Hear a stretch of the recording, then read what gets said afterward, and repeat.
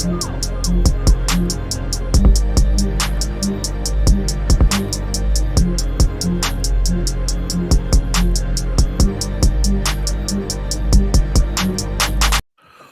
is going on, everybody? Welcome back to the PlayStation Drive episode 128. My name is Matt, and I'll be your driver for today's events. I'm joined, as always, by the Supreme Court of Canada himself, Mr. Court Lalonde. What's up, Court? Hey, buddy. Just had to doing? Do something in the game that I play on a daily basis.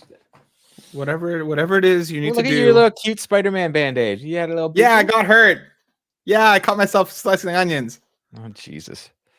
You got to get the little masher thingy that like chops them. Oh no, I have a slicer. As Icarus once did, mandolin. And I flew too close to the metaphysical sun that was the onion cutter. Well, as long as you only got a little bit of a cut, because like those mandolins, they dangerous. Just missing about a third of my thumb. It's all good. You're fine. Nah, I'm fine. Well, welcome back to the show, folks. We're going to talk Suicide Squad. We're going to talk Last of Us Part 2 Remastered, the better version of the game. We're going to talk about PlayStation Plus and a whole lot more. But before we do all that, of course, we have to strap in and clean this dusty old garage of ours. If you're listening to us on your podcast service of choice, hit us with the 5 stars. Hit us with that rating. You know, there are going to be more stuff coming up in the future, and we appreciate all of you, hanging out with us as we continue our global takeover. If you're watching us live right now on youtube.com/Carpool Gaming, hit that like, hit that subscribe. You do the whole rigmarole with the monster truck voice that you just did? I definitely can. And if you're watching us live right now on youtube.com/Carpool Gaming, like, subscribe, and hit that bell. So when we go live, you know. And of course, if you have bucks to toss our way, head to patreon.com/Carpool Gaming. Toss in bucks in the tip jar, and out comes a cornucopia of what? Of content for you to consume at your convenience. We appreciate and love you all very, very much. Sunday, but actually Mondays.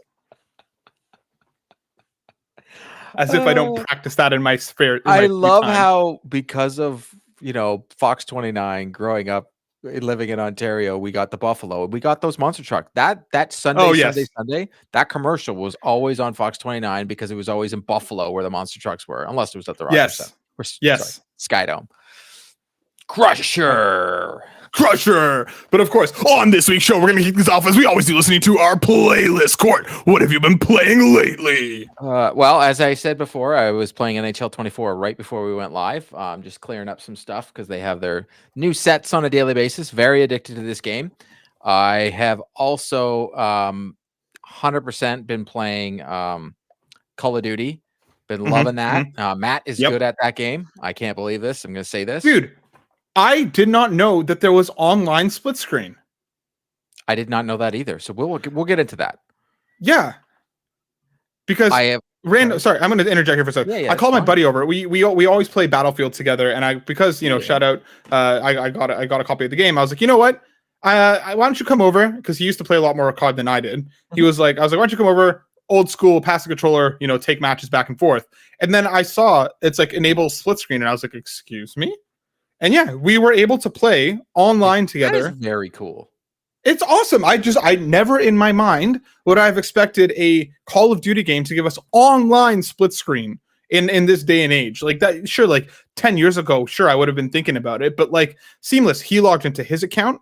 He didn't have to own the game or anything. He just like hopped into split screen with me. I wonder if you could do, because I got a buddy coming over on Friday, a fellow father, who just wants a night of playing video games. So he's going to crash at my house, and we're literally going to stay up like we're 14 playing video games all night. And I'm wondering if we can do it if he doesn't have a PlayStation at all. His wife won't let him have one. I feel so bad for this guy. He's one of my best friends. He's not allowed a video game console. He is not allowed. Well, I mean, it's kind of, taking over our live score. Maybe she's onto something. But I think the only thing he did need a PlayStation account, obviously. Okay. So he'd probably just have to make one. Which, as long as his wife isn't in his emails for like, checking the registration activation stuff, he does need like a PlayStation account. I don't know if he needs Plus specifically, because my buddy does have his own PlayStation account with Plus, but that would be my only kind of caveats there. But anyways, I completely derailed you. I'll talk about college, but yeah, it was just a random thing that I was like, I did not know that is awesome. The day of the Lord of November. Did you know type thing? Because I didn't know. Right? In the year of the Lord 2023, here in November, at Call of Duty, we get split screen. I think that's very cool. Yeah, I'm gonna go with that is very cool. I like that. I like it. So I have also But yeah, been hold on. You playing. were saying I'm good at the game. You can just keep talking about Yeah, that before you go no, on. you are good at the game. I will give you that because you've been sending. Matt and I have been DMing each other our kill death ratios. I am still in shock on how well I'm playing Call of Duty. I'm having a blast with it. The new season comes the first week of December. I think it's like December 6th. I'd have to clarify. Or they haven't given the dates, but they've talked about there's like 3 new maps coming. They're really close quarter maps. I really like that. But I wanted to talk about a game that I'm actually wishing I had played earlier, even though it came out around the same time as Spider-Man, and that is Persona. Phantom Liberty on Damn it. Cyberpunk. It is so good. Okay, so I have played about 4.5, 5 hours of it. It is so much better than the experience I had with Cyberpunk, even Cyberpunk 2.0. The story is compelling. The action, the beginning, just like, the introduction into Dogtown and the whole everything about this part of Cyberpunk. This is what I thought Cyberpunk was going to be. Like, this is the Okay. dystopia with the cyberpunk. This is what we like got from movies and stuff like Blade. And this is so Blade Runner. Like, this is so good. Idris Elba is phenomenal in it. I had my issues with Keanu Reeves previously. Idris Elba is amazing. The characters are great. They put you in this little Dogtown is so small, so maybe that's why I like it so much, because like the character interaction, all the fights that are happening, everything's going on. It's so easy to do things. It doesn't take forever to get across the map, and the story is just so well done. It's this espionage story. I don't want to get, even though I know it's a lot older of a game, but I'm only playing it now. It's good, like really good. I can't put it down. Besides the fact that I played Bluey all weekend, and that's the greatest game ever made, and it's the best. I mean, fair. Bluey is the best. My daughter is 2 trophies away from getting the platinum. I am not gonna do them for her. Is this gonna be her first platinum? Like her first? No, she got a platinum in Peppa Pig. She got a platinum in Paw Patrol. She got a platinum. Yes, she did. Oh, for sure. She's got a couple, but this one, a lot of times I can help her do certain things. This one, I'm just not helping her. It is frustrating the living daylights out of me because it only took her just over 2 hours to finish the campaign. But fair. There's all these other side things you have to go do, and there's a lot to do after you finish the campaign of this game. And I shouldn't call it a campaign. It's episodes. So anybody who's watched Bluey, which is the greatest show on television, it is like an episode. It is canon. Some of the stuff that happens in it is from the TV show, but this episode is an actual, like I even got to interview the developers for it, Outright Games, because I'm part of that Outright Ambassadors, and they gave me a chance to interview the developers. So they worked with Bluey, the TV show, to make this video game. So the story and everything that's in there and the voice actors, it is all from the TV show. It is amazing. My daughter has been loving it. She had a sleepover with her friend this weekend. They played it for like 3 hours, not even realizing that they're just playing a game inside of it. They're playing Keepy Uppy. It is just honestly family fun. Anybody out there that loves a TV show, they got kids, I highly recommend this game. It is amazing. Listen, all I keep hearing about how incredible Bluey is, how good of a show it is, how heart-wrenching and how incredible it is. I went so far as to make a child just so I could have a reason to start watching it. Okay, so I'm ready. I'm gonna be like, this baby's gonna be like a day old. I'm gonna be like, you see Bluey on the TV? You see Bluey? I've been waiting for this. Matt's gonna have like a Bluey t-shirt. He's like, look at me, look at me, look at me. Yeah. Exactly, but I'm stoked that she's enjoying it. I'm stoked that you're continuing on your journey. Phantom Liberty is definitely on my list to get to. Highly recommend it for anybody. It is so good. Yeah, like I completely need to get to it. I restarted, like I started a new save file a couple weeks ago, and obviously just been sidetracked by everything else. But it's on my list. I don't know if I'll go by year's end. So I was almost at it when I was playing the story 2.0. And I gave up because I was like, you know what? I wasn't having fun again with the Cyberpunk 2077. I wasn't liking it. And so then I jumped right into Phantom Liberty. And I'm like, can't this just be the game? But so it'll start you with like a full kit at the appropriate level, so on and so forth. Yeah, I don't know. For me, I actually enjoyed the base game in its broken state. So I'm kind of curious to go back to it now that it's been... It's not. No, well, not anymore. I'm saying like back when it came out.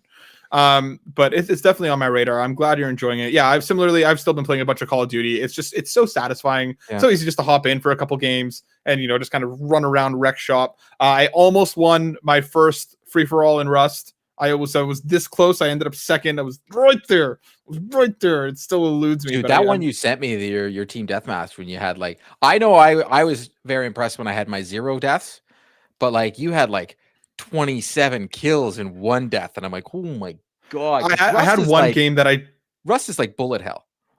Yeah, I had one game that I joined in late and absolutely just went off right away. I don't know what it was. Hold on, I got it. I'll pull it up on my phone. It wasn't 27. I think it was like 15 or 16. It was like good. 3 or 4. But it was like very good. I went off a little bit, but that game, it's just a good time. I'm just enjoying it. It's just mindless. Just to hop in and play a shooter. It's a good time. Started Persona 5 Tactica. Loving it, playing it on Game Pass. The fact that it just works on my phone with touch controls is just wild. So you did 20. Your came in second. Sorry to interrupt. Matt's second free for all. He had 28 kills, 18 deaths, a kill death ratio of 1.56 in free for all on Rust. If anybody is listening, when you're playing Rust and you're playing free for all, oh my god, this is the scariest thing ever. It's just people dying everywhere. Yeah, it's a lot of fun. I just had that Rust itch like from back in the day. But yeah, I'm having a blast. The Persona 5 Tactica is awesome. It's like with every new strategy game, it takes a little bit to find the footing, and I'm definitely doing that. Got most of the Phantom Thieves back together. Excited to continue to keep going on with that. And why do I feel like there was something else that I'm now blanking out on?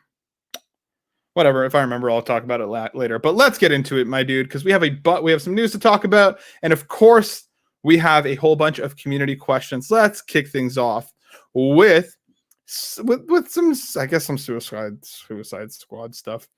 Coming from VGC, written by Tom Ivan. On this.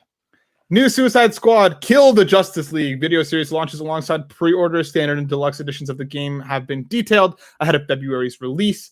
It's like 20 minutes long? Yeah, 20 minutes long. Yes. It has a bunch of gameplay, a bunch of the developers talking about some of the stuff that they're planning on working on. It's the first episode of the Suicide Squad Insider. And then, there's going to be more. They've got a standard edition that comes with a bunch of the normal stuff, along with some outfits. The deluxe edition comes with a premium battle pass token. Mm-hmm. Squad Gold's themed weapon dolls, 72-hour early access, and yeah. So it's coming. We saw 20 minutes of the game. Court, you and I were both kind of whelmed before this. I'll keep my thoughts until after you go with yours. But how are you feeling about Suicide Squad Kill the Justice League, you DC fanboy? More optimistic than I was before, and here's why. So how much did they pay during you? That 20, how many WBs are they sending your way for the premium battle pass coins? I'm pretty sure they definitely did it after my beautiful, beautiful review of Gotham Knights on how much I was not a fan of what they did with that story. But they have mentioned more than once during this that this is going to be in the same canon as Batman Arkham. So it is going to be following along with that story. So this Harley Quinn is the same Harley Quinn, all that kind of stuff.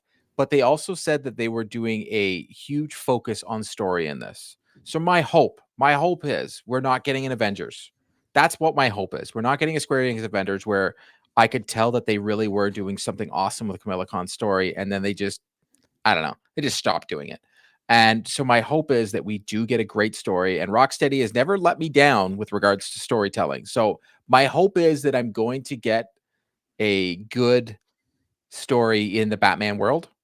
That's what I'm hoping. I'm not looking for a Batman. I'm just something in the Gotham world, Metropolis, something in the DC universe where it's a good story, because I haven't had one in a really long time. And I also didn't mind the gameplay that we saw. They have changed a little bit of the traversal. It's not just everybody with a jetpack. So, they have kind of changed that up, and there is like wall climbing and so on and so forth. And we didn't see as many purple orbs as I saw the first time. Yes, there is a battle pass, but that's not to say games with a battle pass. You and I just finished waxing poetic about Call of Duty. Doesn't work. If they can pull it off, Rocksteady has made some very good games. I want to see it. Am I going to be pre-ordering this game? No. Yes. It's definitely going to wait for reviews. It's definitely going to see if the story lands with people, because I really did get burned on. I feel I got burned on Gotham Knights. I know a lot of people talk positively about that game, but the Court of Owls is one of my favorite stories in Batman, and I feel like they just disrespected the living daylights out of it. So I'm very curious on what storyline they choose. Rocksteady does from the DC universe to do, or if they're bringing their own, because they say it's following the Arkham, right? So we'll see what happens, but I'm more optimistic than pessimistic. I don't know. I still feel exactly the same way. I watched the full 20 minutes. And for me, I hope you're right. For me, them talking about focusing on story, I think there being a good to decent story, I think will be there to some respect. But even and like, fighting the Justice League in and of itself is a cool idea. But for me, I think that Superman can't die. Like, it's just a weird thing, but continue. They're gonna have kryptonite bullets or something. Watch. Yeah. I hope not. But like for me, it's just like even the presentation of the game when you see like slight spoilers for the game, but like it's in the video when you see Green Lantern and Flash talking and like all the characters are kind of locked up and you're watching, it just looked so flat. Like even the presentation of it felt very live servicey. It felt very Avengers like that. That's more than anything. Seeing this game, I got massive Avengers vibes. I liked the campaign in Avengers. I'm sure people will like the campaign in this, but what I can give to Avengers is that each one of those characters felt and played completely differently. I do not see that with Suicide Squad. Yes, the traversal is a slightly different between Jetpack. Harley swinging straight up looks like Marvel's Avengers Spider-Man. There's no momentum to it. It looks slow. It looks clunky. Captain Boomerang looks like the most fun to play out of all of them. Like for me, it's just everything that I saw there just completely cemented my opinion of that. Where like this will like if the reviews come out and they're stellar, and I pray to God that I'm wrong. Like I would happily be wrong. I never wish any game to come out and flop. Like if the reviews come out, and they're like this game is fantastic. Hop in. I will. And even then, like I might end up waiting for a steep sale. But like this to me, everything that I saw it just screams. This is them trying to now bounce back from a really poor initial reception to what we saw from the game, and nothing much really changed. Notice they got rid of all of the UI. I wonder why. It's probably because we saw it in the first game, in the first trailer, and people didn't like it, so they just removed it completely for this one. We saw nothing of the systems, nothing of the menus, again, because people didn't like it the first time around, and now they're hiding it again. This to me felt very much like this is the PR, rebound than it was anything else. Again, I hope I'm wrong. I hope the game is great. I hope people really, really enjoy it. I don't think the game's going to be good. I think you're definitely going to get your steep sale, though, because it's a live service game. Yeah. And like, so that's what I mean. To me, like, even just seeing, I'm curious to see how the monetization comes together, because I'm sure it's going to be gross. It's WB. And if Mortal Kombat 1 is any example of how badly they can completely take a good game and tear it apart with monetization, that is a glaring example right now, where the new character is $7.99. The voice pack is $10.99. Oh, what? Like, you have to buy the character and the voice? Well, if you want like J.K. Simmons narrating it like in Omni-Man's voice, like they're doing stuff like that where I'm just like, I have zero faith in the publisher behind it. Rocksteady is a fantastic developer. Of course, I would never say anything, to the prior, but like, I feel like nothing we saw made me excited. Nothing we saw raised my hopes. And it feels so lifeless. It feels so, this is Suicide Squad, the live service game. That's all it felt like for me.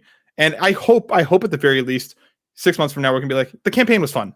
Similar to Marvel's Avengers. I hope we can say that, because that for me would be probably the best that we're going to get out of that, because it just all feels the same. These are all characters shooting, with some of them more fun to move than others. But I don't know, dude. We'll see. I'm sorry. I feel like I just crushed your soul. I saw the life die in your eyes. That. Literally, pretty much anytime you get hyped for a game, I know not to like it. So if you're not hyped for a game, I'm probably going to like it. You see what I mean? Like, fair. Good point. These are just facts. Like you just talked about, I almost fell asleep when you talked about Persona. That's no big deal. It's just it is what it is. No, thank you, Sean. I want to play good games. Yeah, I'm not playing Xenoblade. No, I've tried. It's not. No. Anyways, let's move on to our next story, coming from VGC, written by Tom Ivan. November's PlayStation Plus game catalog and classic titles revealed. We are getting on Extra and Premium Teardown, which launched onto the service. Dragon's Dogma Dark Arisen. I downloaded it. I haven't tried it yet, but everybody's talking. Yeah, apparently it's a great time. All these people I've seen, people say the game's fun. Yeah, like apparently it's like, it's just so much destructibility. It's like completely open how you want to do stuff. Like it looks awesome. Mobile Suit Gundam Extreme vs. Maxi Boost on Nothing Dead else. Island Honestly, Riptide Definitive Edition. This is a dud list, dude. Superliminal, Eiyuden Chronicle Rising, Nobunaga's Ambition, Taishi, Alternate Jake Hunter, Daedalus, The Awakening of Golden Jazz, River City Melee Match, Mock, and Premium, we're getting Grandia, Jet Moto Up, Klonoa, Fantasy Reverie Series, and Parappa the Rapper 2. Yeah, I'm with you, dude. Outside of Teardown, and I was halfway curious about Superliminal, so it might be one I end up checking out. Like, there is nothing on this list for me that gets me stoked. Teardown is the only one that I'm like, okay, Dead Island Riptide is actually a good game, but it definitely plays old game old. Because I went back and played it. It does play old game old. Parappa the Rapper. It's a classic, but I mean, it's a classic. And Up is a very bad Disney game that they've now put in there. But back in the day, if you remember all the Disney games from back in the day, they're just terrible.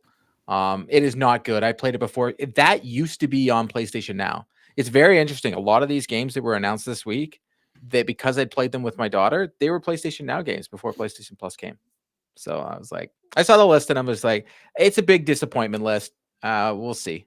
They've done so well in the last little bit, and then this is up. But this is also they're not looking for people to get PlayStation Plus. They're looking for people to do the Black Friday sales and buy games that are already out. That's what they want. That's why this is a dud. They don't care. Yeah, like I said, I'm curious to check out check out Teardown. But like other than that, there's nothing much on this list for me. No. Let's keep this train rolling over to our next story, coming once again from VGC because they know news.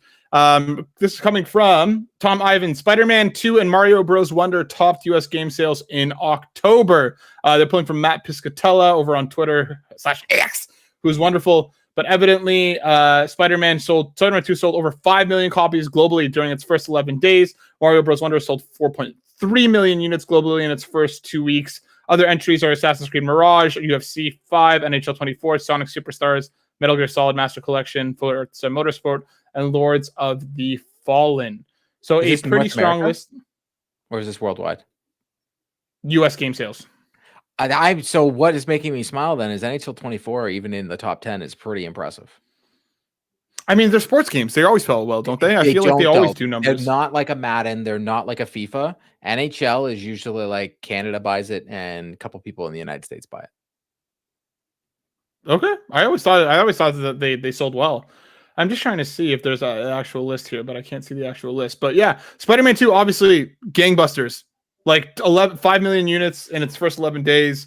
And it's going to, I'm sure it's only going to continue through November and into the holidays in December.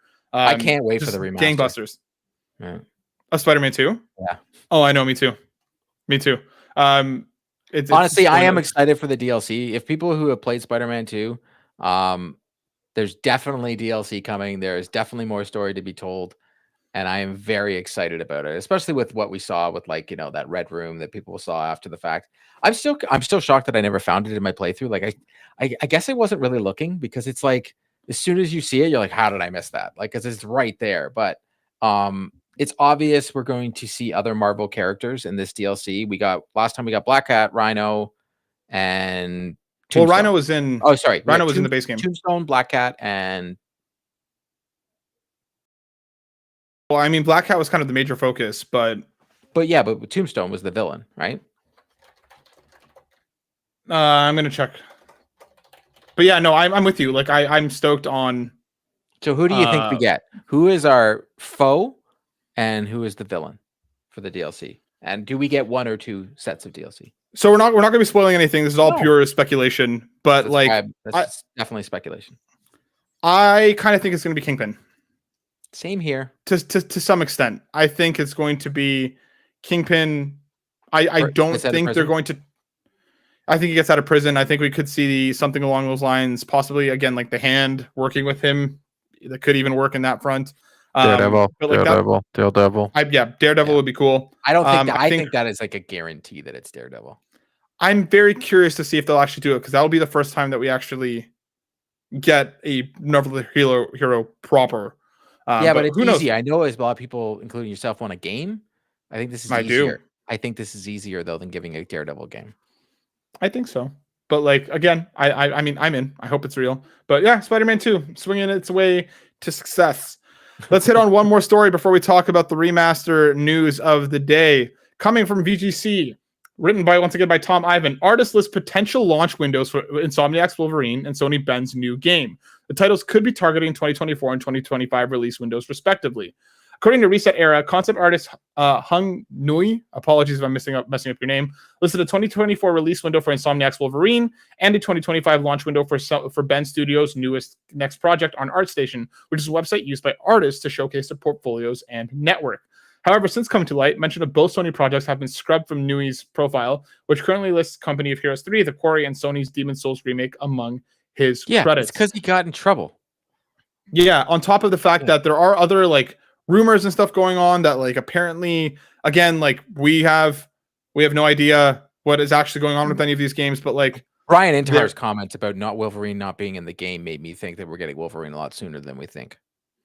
I think it could be so there's other rumors saying that it's early 2025. It's set in Madripoor, which for anybody who watched Falcon to Winter Soldier, and it's also a long time setting in the Marvel Comics. It's basically a pirate, black, very black market, very crime heavy area. And that's kind of be where it's set. And apparently it's going to be very dark and very mature. It'll be interesting.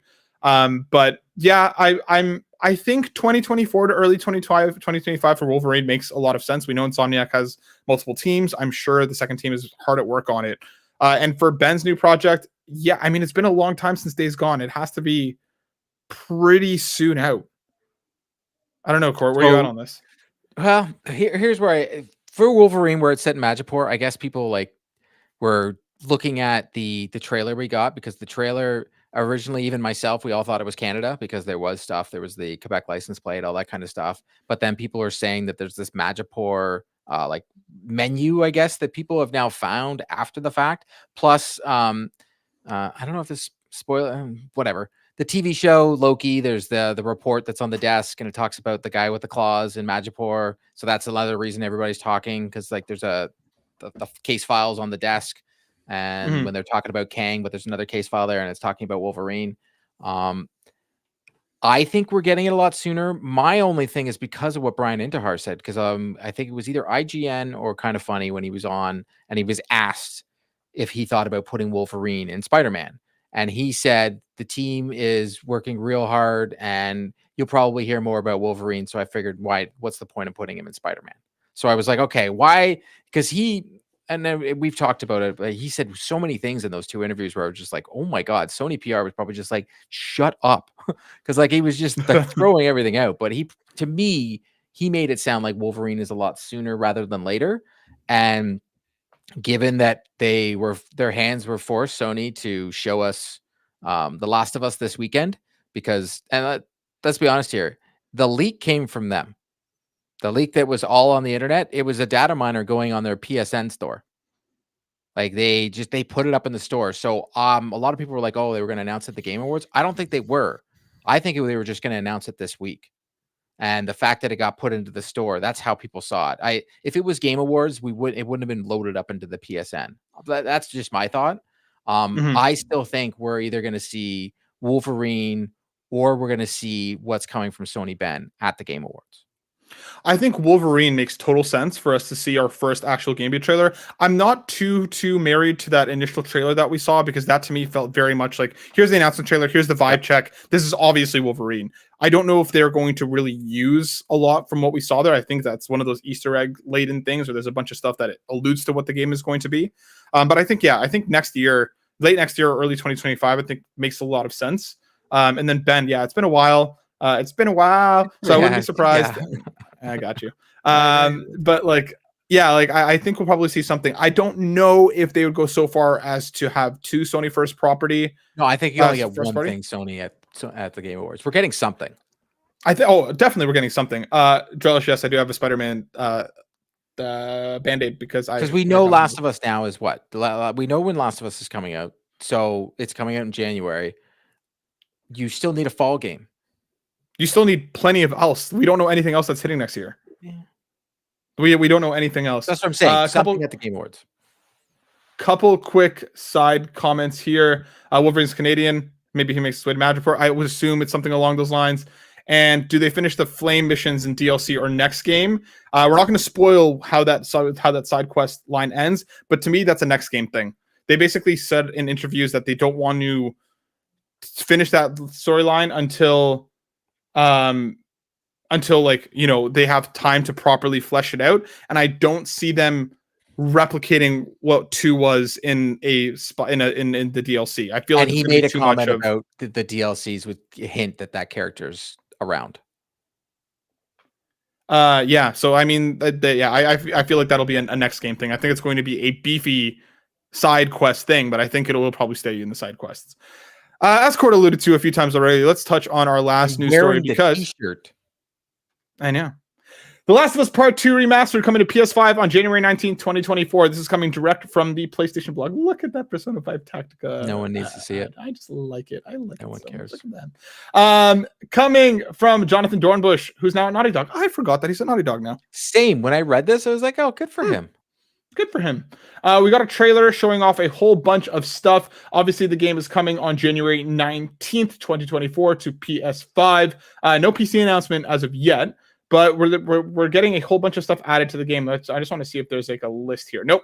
We're getting some lost levels, which is basically they're unfinished, but you can basically go in and there's some like developer commentary, which you can essentially just walk around and see what they were planning for no content. Return mode. No return is the roguelike mode that they're adding that you're going to be able to play as a whole bunch of characters. We saw Lev. We saw a bunch of other characters that I'm blanking out on their names. That you're able to play. I hate roguelikes, but if they did such a good job on their multiplayer, where I'm like, I'm gonna give their roguelike a chance. Well, that on top of the fact that I feel like the gameplay in the second one is just so much fun. Like I feel it feels great to play. And on their lost levels, those levels are incomplete. So I can't wait for those levels to come out, and then the console war people, which God bless them. They buy on both consoles, but for some reason only cheer for one on social media, but they definitely buy both. They're going to be putting out those clips and saying this game is broken when they have already said that these levels that you get to play with commentary or turn them off, whatever you want to do, they will talk about why that level wasn't there, what the level's about, but it's not finished. Like you could go into a space and it's just going to be, here's what it looks like. Here's what the plan was. It could even be storyboards. Like we don't know, but it's going to have commentary. I wanted to ask you, are you going to turn the commentary on or off at specific instances to understand why they made the decisions they made? For lost levels, I'm pretty much going to play them entirely with the commentary on. I don't really see turn the comment. So for the game itself, we're allowed to turn the commentary on and off at any point while you're playing it. I'll probably turn it on and leave it on because again, like I've already played the game. I already know how incredible it is and how much better it is than the first one. So for me, I'm kind of curious to hear what's going on. In terms of no return, they basically want to say each run will offer a new chance to decide what rewards you get, how you spec your character, and more. Unlock more character skins and more as you progress through and complete on a global leaderboard. There's also a free guitar mode, which we know a lot of people loved that guitar mode. You're going to be able to play it as you wish. There's going to be, like Court mentioned, a bunch of behind the scenes and commentary stuff, the lost levels, which we talked about. The commentary, enhanced graphics, including native 4K output and fidelity, 1440p upscale to 4K in performance, unlock frame rate about options. FPS anywhere. I've looked. Nothing. Not even on the webpage. There's a question and answer spot on Naughty Dog's webpage. They do not say if it's going to be locked at 60 or anything like that. Interesting. I would assume that it would have. Don't make assumptions. Yeah, so that's fair. I went through this whole thing, and then on the Naughty Dog webpage, there's like a question and answer period, and it has nothing to do with that. Does not talk about FPS. They're also going to be the WLF edition. Yep, not available in Canada. Beautiful. Boo. Yeah, United States, United Kingdom, Germany, France, Benelux, a whole bunch of stuff. And then there's also an upgrade path for anybody that owns the game on PS4. You can upgrade to the PS5 remaster for $10. So that includes people that have a physical copy of the game, by the way. So even if you have a physical or a digital, if you have the physical copy, you put that physical copy into your PS5. It says digital version. No, it's still the question and answers. The physical version of that it also works as well, but you have to have it. Right, sorry. So yeah, you're right. Which is very cool because they didn't do that with Ghost of Tsushima. It was only the digital copy. They got the $10 upgrade. So for $10, because if you love the Last of Us franchise, you've already played this. So the people that have already played this, as long as you kept it, it's only $10. Like it's I still think that is the best deal. So what are we, $14.99 Canadian or $19.99 or whatever they want to charge us? But for a game, for those extra features, and I am so curious about the commentary, especially at specific instances in the story. I think this is a good deal. And if they didn't have this $10 upgrade path and it was asking me full price for the game, I think the complaints that we saw as this announced on Friday would be warranted, but I don't think they are at $10. That's not that big of a deal. Yeah, I don't disagree with you. I think that like if this was a full price offering and you had no way to get to it if you already own the game, then I understand it. For me, is it early? I mean, whatever, but like we already know that they're probably working on even more. The Last of Us, especially this year, was some of the biggest it's ever been, sorry, across the TV show, across the part 1, like it's huge. And for them to put this back out with the upgrades, I think no return is the thing that I'm most excited about from this offering. And again, for $10, you cannot really go wrong. It's going to sell. People are going to pull the trigger on the upgrades for $10. Is it early? I mean, maybe, but like at the same time, if they know that they have it ready and people are going to buy it, they're not going to leave money on the table just because. Yeah, the game sold close to 10 million copies. This is a no-brainer if you ask me. I know people get really mad at these remasters and all that, and you know what? That's their right to get mad. I just say to them, don't buy the game then. Like, honestly, like there's a lot more things to complain about, and a $10 upgrade path to play a game again, whether you want to or not, it is what it is. And there are also, I will say this, there's a lot of people that haven't played the game. We've seen it in our Discord where they're like, and we've even warned them like, hey, maybe wait, they're probably giving us a remaster. And now they have. And I know a lot of people that bought a PlayStation for the first time because of the HBO show. They played The Last of Us Part 1, the remaster, Part 1, the remaster. Now they're going to be able to play Part 2. So whatever, man. Yes, they're not making the game that you want, but guess what? 9 times out of 10, the game that you want didn't make enough money for them to make sense to put all this money in because it costs a ton of money to make video games. Yes, Drellesh, there has to be. There has to be. They're not going to call it BDS here. They might Call of Duty us here with the new no return trophy list. I don't know if they're going to, because we have no outright confirmation either way about the trophies. PlayStation is never the original version is a PS4, so regardless, these are trophies lists for a PS5. So yes, they would be a new platinum. What happened with Ghost of Tsushima? Do you remember? They had a brand new trophy list. So did Spider-Man. Okay, yeah, you're right. Brand new trophy. Yeah, you're right. Every time. Probably. So yeah, you're probably right. And I was able to pop like all my trophies. So like when I got Ghost of Tsushima, I already had the platinum, and as soon as I turned it on for the PS5 version and get the Iki Island, everything just everything boom, boom, boom, boom, boom hit. Yep. Same. Some of them didn't hit right away. I had to like play, and out of nowhere the trophy just popped. But oh my God, Yarden, The Last of Us 2, Infinite Wealth, and Persona 3 all in a 2-week period. We are all doomed. Yes, I'm absolutely doomed. I'm not going to see one of those games out of all 3. I'm not gonna see the light of day. I'm gonna be like a groundhog. I'm just gonna disappear and I'll pop up someday or another. Ash_Trobot, are you guys not worried about Naughty Dog? They're so talented. Why are they not making new stuff? I don't think that this is a overwhelmingly massive project for them to be upfront, and I wouldn't be surprised if the no return mode was something that they started putting on. To me, this screams like this was supposed to have Factions 2 with it. That's what this feels like to me. Factions 2 was supposed to be here. They hit a snag. Things happened. And then they're putting the game out anyways. And no return feels like, hey, let's reuse assets that we already have, remix them in a different way, and kind of put it together. So for me, I'm sure they're working on new stuff. I have no doubt in my mind that this was probably not a very intensive project for them to take on. And I'm sure they're going to be very, very quickly continuing to work on different things.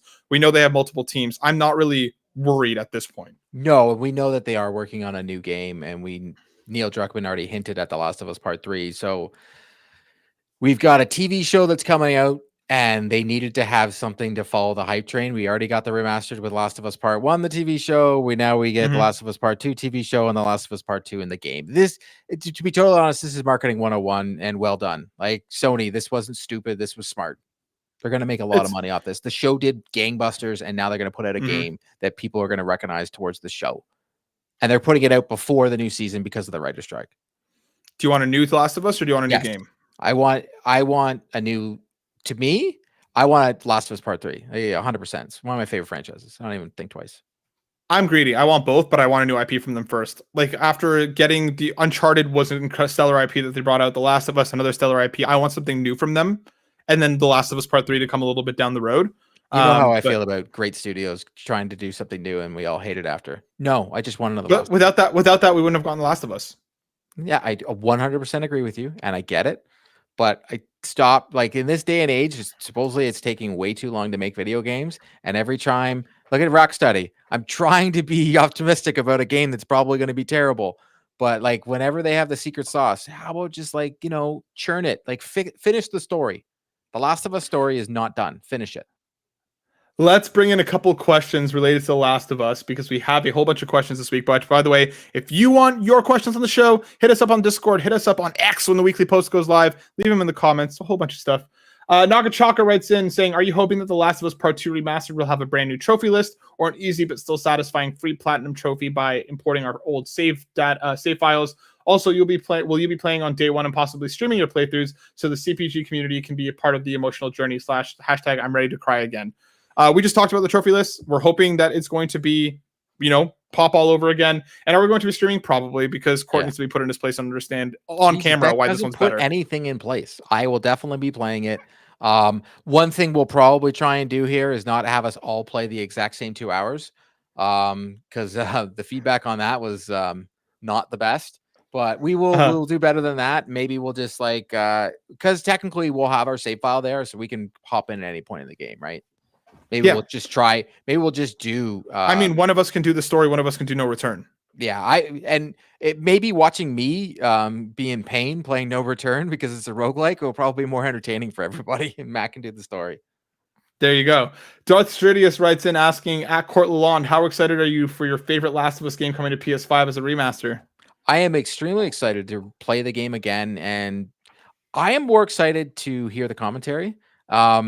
It is definitely never going to be my favorite Last of Us game. Nothing will change that. But and maybe Matt will change his mind once his kid is born. But I'm so curious at those specific moments. One, I want to hear the commentary when they're at the museum. I want to hear the commentary when they're at the links. I want to hear the commentary when near the end when choices were made. So I want to hear the commentary. I want to hear what Neil Druckmann has to say on regarding choices. And I'm so curious because he never has. And maybe this is why, because he was like, you know what? You're going to get to hear it anyways. Yep. I think this game was made a long time ago, by the way, like a long time ago. I feel like this has been ready for a minute. I feel like I said the No Return. I really feel like factions was the thing that was holding this back, and since that was kicked down the road, No Return was what they were waiting for. And remember that last time we had, and we were like, "This is the weirdest state of play ever," with the showcase and like these stills instead of videos of stuff. And I'm like, "What?" Like there was a chunk gone. The factions in this remake, I think, were the chunk. I think you're right. Drellesh writes in saying, "Hey, Court and Matt. Hey, buddy. What 2023 games or older will you be playing in 2024? Anything on your backlog, Court, that you're like planning to get to in 2024? I want to play Callisto Protocol because we got it for free. I love Dead Space, so I want to give it a try. So like, I'm definitely going to play that game. I'm sure I'll finish Phantom Liberty before then because I have a funny feeling I'll finish it in the next couple hours. Not today, I mean, but like I'll have like a couple hours left of that game because supposedly if you just mainline the story, you can finish it rather quickly. So I'm going to do that, but not really. Like the only thing I can think of is Call of Duty's on sale because how much I really enjoyed this game, and I'm back into it. I've bought in some of the old Call of Duties that I haven't finished, like Vanguard, and I got Modern Warfare it's right now on the PlayStation Store is $20. Okay. So I got that. So I was going to play Modern Warfare 1 and Modern Warfare 2 campaigns so I can get caught up to where I was and then go into Vanguard.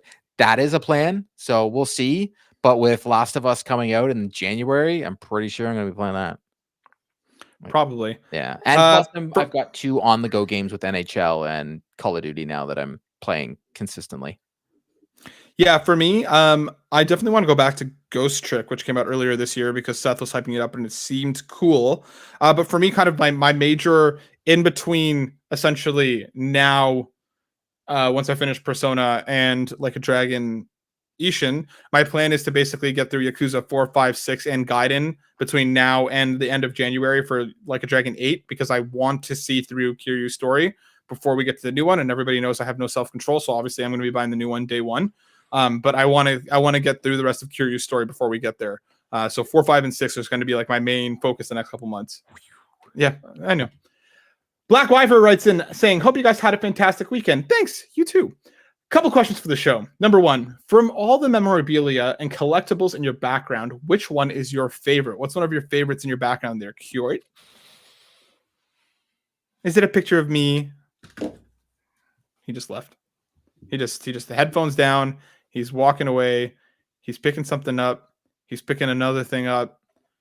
I can't believe he just has an entire watermelon in his background. That thing's been there for ages.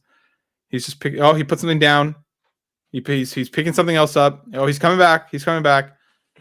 I don't know why he has just a whole bale of corn back there, but he does. But I have a lot of stuff back here. A lot of it is, some cool things. But my favorite probably would be my DeLorean.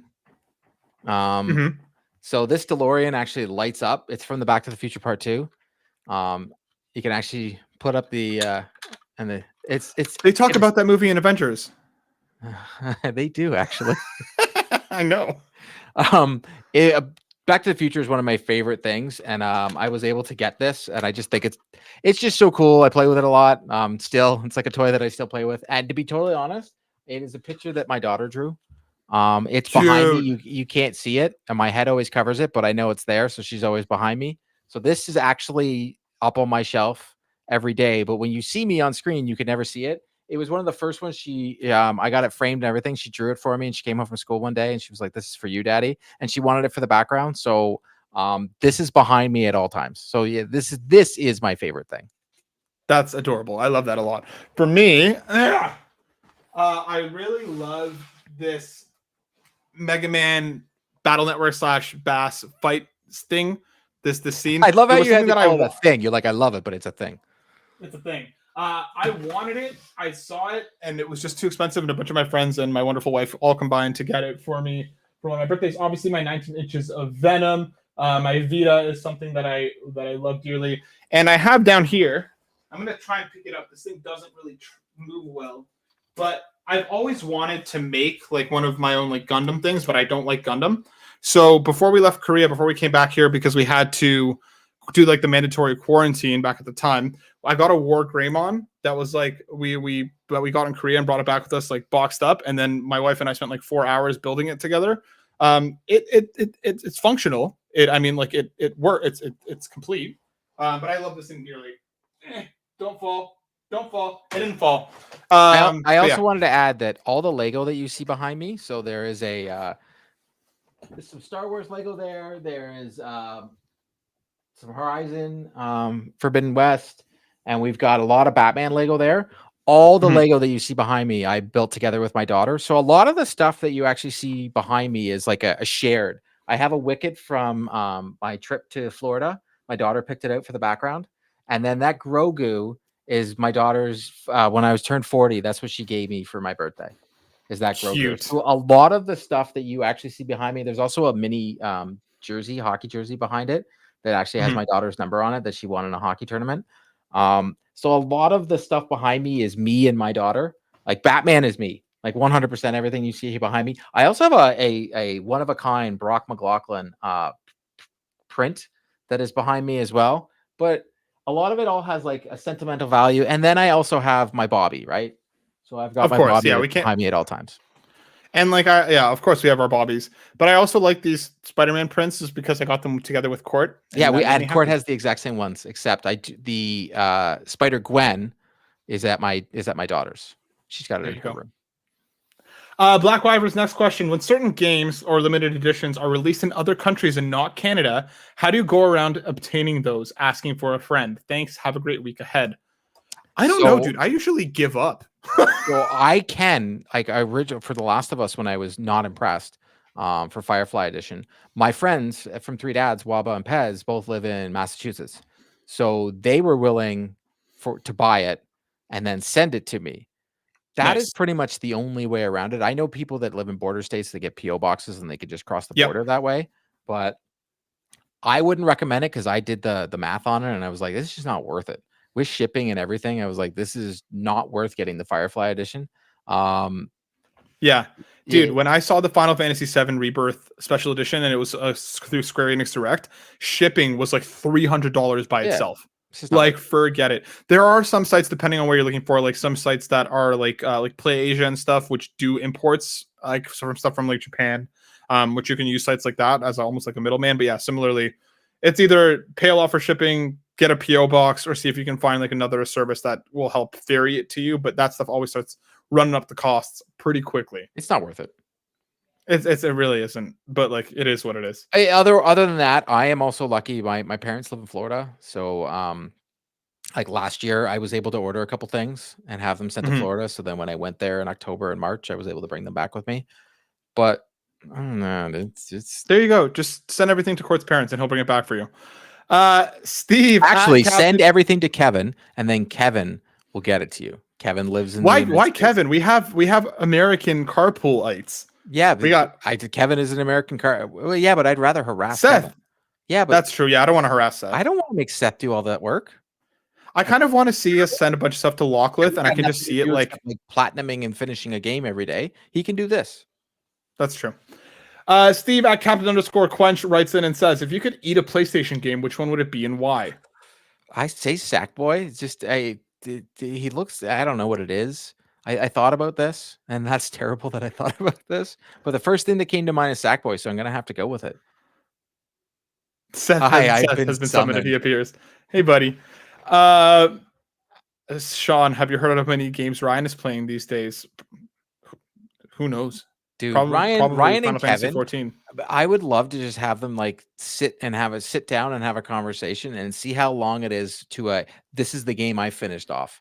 Because it's just gonna be like, well, I finished this game. Well, I finished this game. Well, I finished, because those guys like finish a game like once a week. Like whatever Ryan's like, I put 300 hours into this. I'm like, there's not even that many hours. Like how did you do that? Hyperbolic time chamber. Sackboy, I think is a decent answer. I'm trying to think of one that might be more tasty. I don't know. Like, would Ghost of Tsushima taste like ramen? You know what I mean? Goodness. Well, maybe if that's where we're going. You know what I mean? Yeah, no, that's what I'm saying. If we're going by that, then I might have to change my answer. Like Sackboy to me seems. Yeah, like you want to eat Michael's the art store. Yeah, well, no, yeah, but I was thinking it would. For some reason, I'm like Sackboy would make a good cake. Hey, my daughter had a her friend birthday party this weekend, and we had a Trolls cake, and it tasted pretty darn good. Invited. Yeah, well, rude.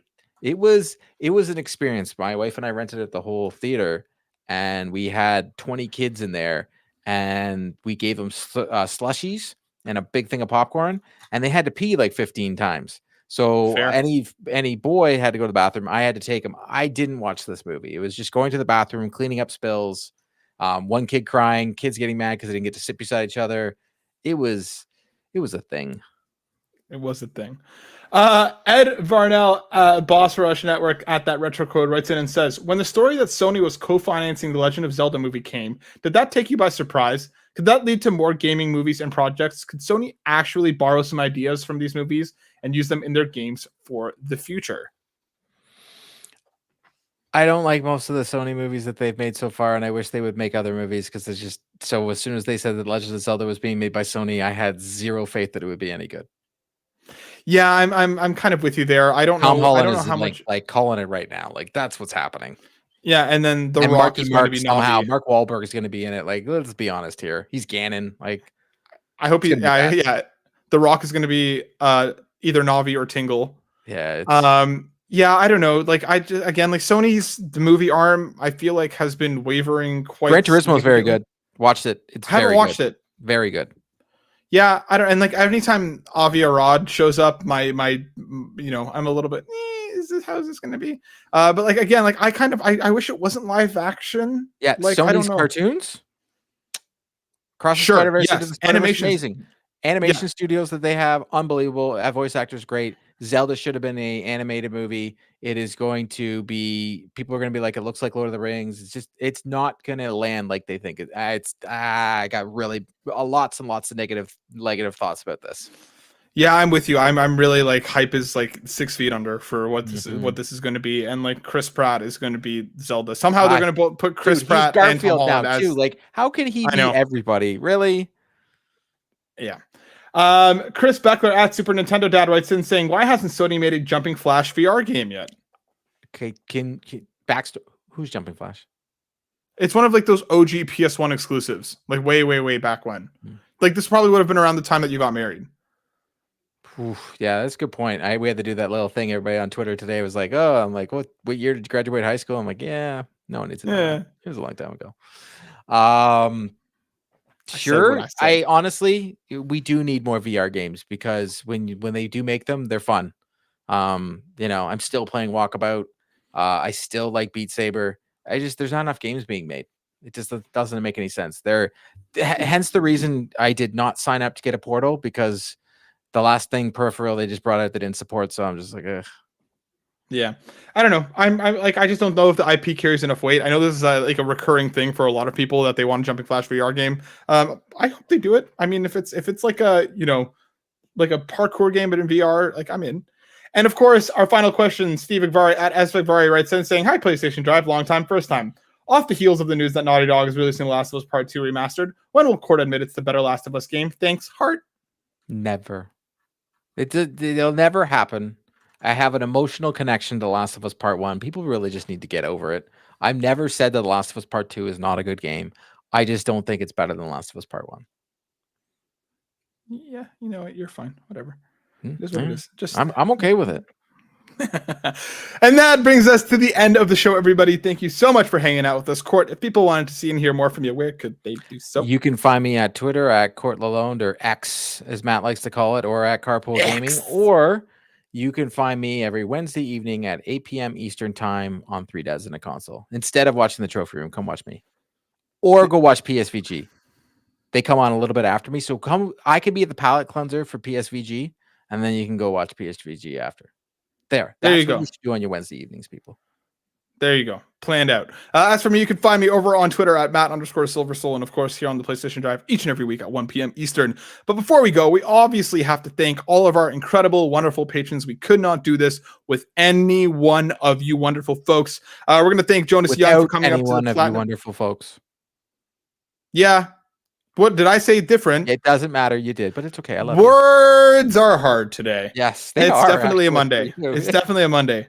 Jonas Young, he coming up to Platinum producer. ScheiGuy for coming up to Gold member. Welcoming Nonos to the exclusive tier after checking out the free 7-day trial. And of course, we also want to thank Mayor Brood for becoming a Gold member this week on Patreon. Oh. And of course, we have to shout out our incredible ultimate producers, Tony Baker, who you can find at youtube.com/quest4pixels.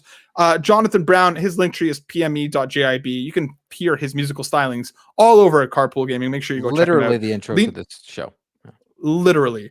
Lee Navarro, who's the fearless leader of the Phoenix Overdrive Extra Life team. Trucker Sloth, and Cwagmire, who reminds you that the best babes are Xenobabes. Cwagmire, I just want to give you a quick apology from me. I missed that we were supposed to be shouting out Nier Automata. So that's on me. I shout out to Nier Automata. Go play all the endings. And of course, the Xenobabes are the best babes. The Platinum producers, Jonas Young, and Gold members, Adam K, Anna, Bowsah, Brian Eck, Brian Reese, Cecily Carrozza, Dan and Luma, Dannohh, Drellesh, Emily O'Kelly, Hoppel, John32, Marcus O'Neill, MoSpankins, Peje EP, ScheiGuy, and Tim Aulph. We appreciate you all very, very much, and we will see you next week. Peace.